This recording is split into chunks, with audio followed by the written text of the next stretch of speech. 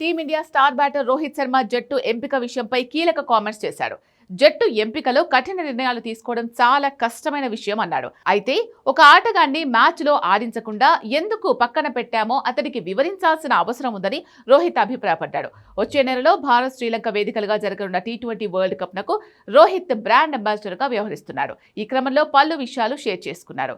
జట్టును ఎంపిక చేసే ప్రక్రియ అత్యంత క్లిష్టమైందని, ఈ క్రమంలో కఠిన నిర్ణయాలు తీసుకోవాల్సి ఉంటుంది అన్నాడు. ముఖ్యంగా కెప్టెన్ కు ఇది అత్యంత క్లిష్టమైన అంశంగా చెప్పుకొచ్చాడు.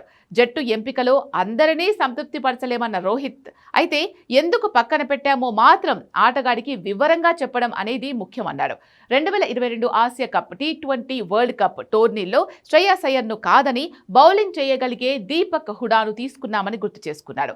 టీం బ్యాలెన్స్ గా ఉండేందుకే ఈ నిర్ణయం తీసుకున్నట్లు తాను హెడ్ కోచ్ రాహుల్ ద్రావిడ్ స్వయంగా అయ్యర్కు వివరించామని చెప్పుకొచ్చాడు.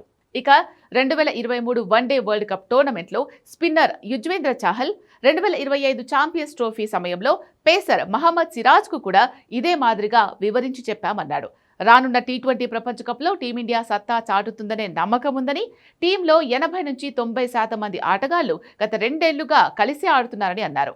టీం యావరేజ్ వయసు 25 ఏళ్లు ఉండడం కూడా కలిసొచ్చే అంశమని రోహిత్ శర్మ వ్యాఖ్యానించాడు. ఇదిలా ఉంటే రోహిత్ తన కెరియర్లో తొలిసారి టీ20 ప్రపంచ కప్లో ఆడడం లేదు.